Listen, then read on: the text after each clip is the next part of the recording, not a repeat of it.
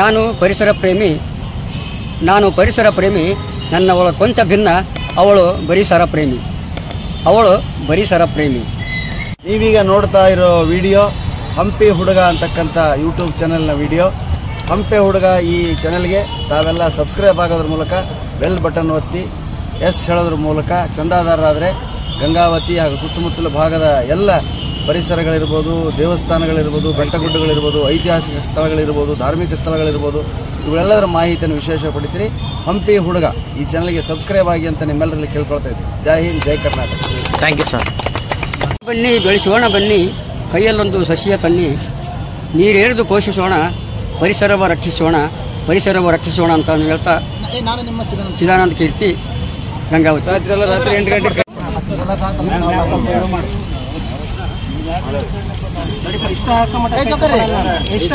ಬನ್ನಿ ಬೆಳೆಸೋಣ, ಬನ್ನಿ ಕೈಯಲ್ಲೊಂದು ಸಸಿಯ ತನ್ನಿ, ನೀರೆರೆದು ಪೋಷಿಸೋಣ, ಪರಿಸರವ ರಕ್ಷಿಸೋಣ. Super super.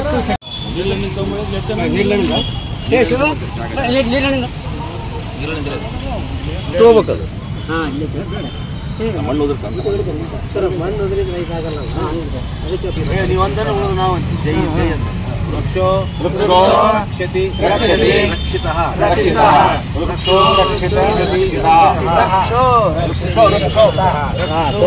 ಬರ್ರಿ ಯಾರ ಬರ್ರಿ ರಕ್ಷಿತ ಅಂದ್ರೆ ಇವಾಗಲೇ ಬರೀ ರಕ್ಷಿತ ಪಟ್ಟು ಗಿಡವನ್ನು ಯಾರು ನೆಡುತ್ತಾರೋ ಅವರನ್ನು ಆ ಗಿಡ ರಕ್ಷಿಸುತ್ತದೆ.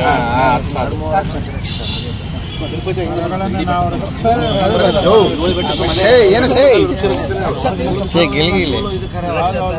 3,000 ಮಂದಿ ಇದ್ದಾರೆ ಸರ್. ಗಿಡ ಹಚ್ಚಾರು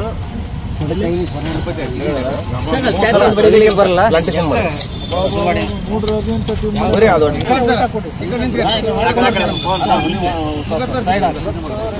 ಮರ ಗಿಡಗಳನ್ನು ನಾವು ರಕ್ಷಿಸಿದರೆ ಮರ ಗಿಡಗಳು ನಮ್ಮನ್ನು ರಕ್ಷಿಸುತ್ತವೆ. ಕೈ ಕೆಸರಾದರೆ ಕೈ ಕೆಸರಾಗದಿದ್ದರೆ ಇಲ್ಲಿ ಯಾರು ಕೈ ಕೆಸರಾಗಿಲ್ಲ ಅವ್ರ ಬಾಯಿ ಮೊಸರಾಗಲ್ಲ. ಇಲ್ಲೇ ಮಾಡ್ಬೇಕಂತ ಮಾಡಬಹುದು.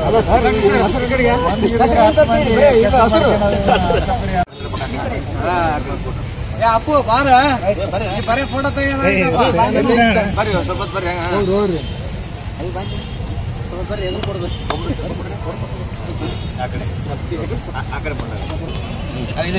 ನೆಡು ಗಿಡ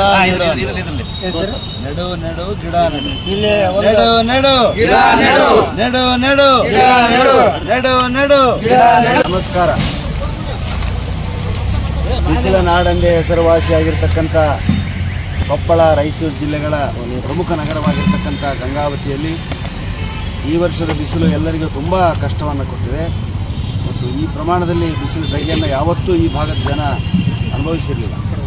ಈ ಹಿನ್ನೆಲೆಯಲ್ಲಿ ಡಾಕ್ಟರ್ ಶಿವಕುಮಾರ್ ಅವರ ನೇತೃತ್ವದಲ್ಲಿ ಇವತ್ತು ಎಲ್ಲ ಸ್ನೇಹಿತವರಿಂದ ಎಲ್ಲ ಸೇರಿ ಗಿಡಗಳನ್ನ ನೆಡುವಂಥ ಒಂದು ಕಾರ್ಯಕ್ರಮವನ್ನು ಮಾಡೋದ್ರ ಮೂಲಕ ಒಂದು ಹೊಸ ಇದಕ್ಕೆ ನಾಟಿ ಹಾಡಿದ್ದಾರೆ.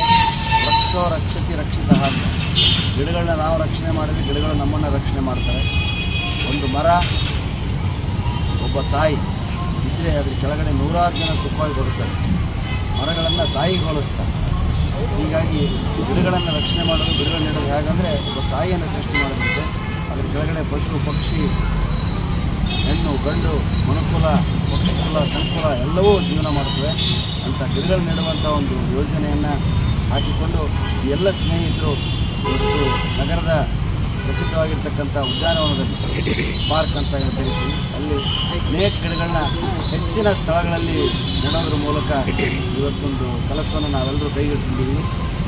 ತಾವು ದಯವಿಟ್ಟು ಈ ಕಡೆ ಬಂದಾಗ ಅವುಗಳಿಗೆ ನೀವು ಕುಡಿಯೋದಕ್ಕೊಂದು ನೀರನ್ನಾದರೂ ಹಾಕಿರಿ. ಮಳೆ ಆಯಿತು ಓಕೆ, ಇಲ್ಲಾಂದರೆ ನೀರನ್ನು ಹಾಕಿರಿ.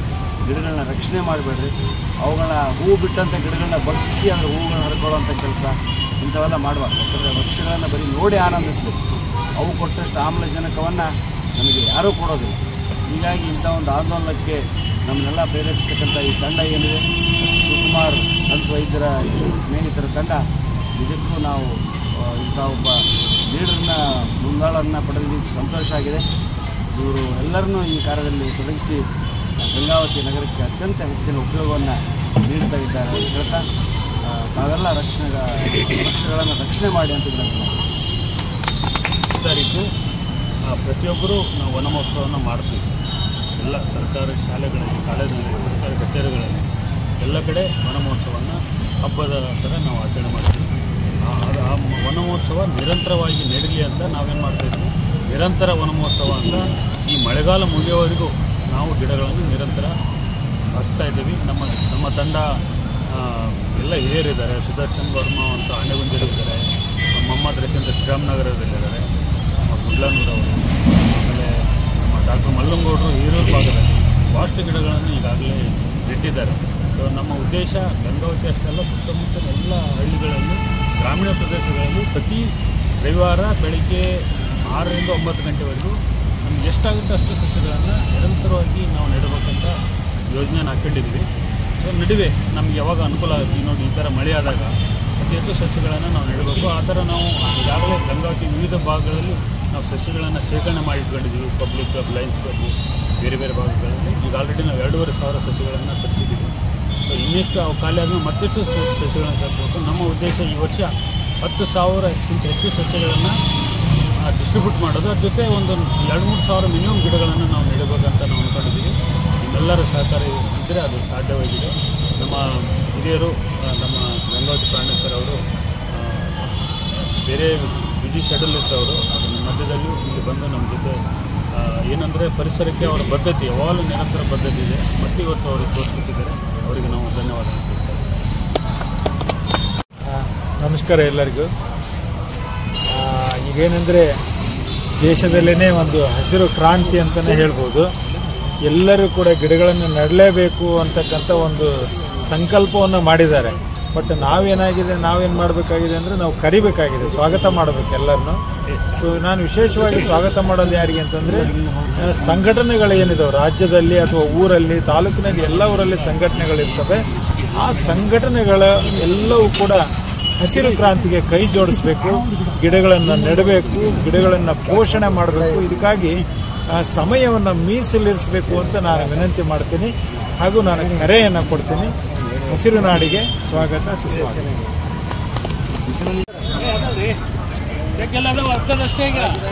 ಹೌದಾ? ಆಲ್ರೆಡಿ ಅದಾವಲ್ಲ ಸರ್, ಬರ್ತಾರೆ ಮಾಡ್ಕೊಂಡ್ರಿ. ಬರೀ ಸರ್ ಏನು ಬೇಕಾರೆ ಹಂಗೆ ಏನು ಸ್ವಲ್ಪ ನೀರು ಕಳಿಸಿ ಸುತ್ತ ಹಾಕಿಕೊಡೋದು ಸಂದೇಶ ಗೊತ್ತಿರೋದು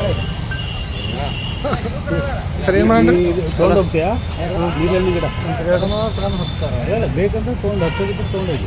ಅಂಗವಾಗಿ ಇವತ್ತು ನಾವೆಲ್ಲರೂ ಕೂಡಿ ಗಿಡ ನೆಡುವ ಕಾರ್ಯಕ್ರಮ ಯಶಸ್ವಿಗೊಳಿಸಿ ಹಲವಾರು ಊರುಗಳಿಗೆ, ಹಲವಾರು ಜನಗಳಿಗೆ ಮಾದರಿಯಾಗಿರುವಂಥ ಒಂದು ಈ ಸಂದರ್ಭದಲ್ಲಿ ನಾನು ಪರಿಸರದ ಒಂದು ಕಾಳಜಿಯನ್ನು ವಹಿಸಿ ಹಲವಾರು ಕಡೆ ಹೋದಲ್ಲೆಲ್ಲ ಬೀಜಗಳನ್ನು ತಂದು ಆ ಒಂದು ಸಣ್ಣ ಒಂದು ಮಡಿಕೆಯಲ್ಲಿ ಅಥವಾ ಡಬ್ಬಿಯಲ್ಲಿ ಬೀಜಗಳನ್ನು ಹಾಕಿ ಇಟ್ಟು ಸಂರಕ್ಷಣೆ ಮಾಡಿ ಅವನ್ನ ಒಂದು ಸಸಿಯನ್ನಾಗಿ ಬೆಳೆಸಿ ಇವತ್ತು ನಾನು ಬೇರೆ ಬೇರೆ ಕಡೆಗೆಲ್ಲ ನಾನು ದಾನ ಒಂದು ಮಾಡುವ ಮೂಲಕ ನಾವು ಇವತ್ತು ಪರಿಸರವನ್ನು ರಕ್ಷಣೆ ಮಾಡುವಂಥ ಒಂದು ಕಾಳಜಿಯನ್ನು ನಾನು ಇವತ್ತು ಈ ಸಂದರ್ಭದಲ್ಲಿ ಹೇಳಬಲ್ಲೆ.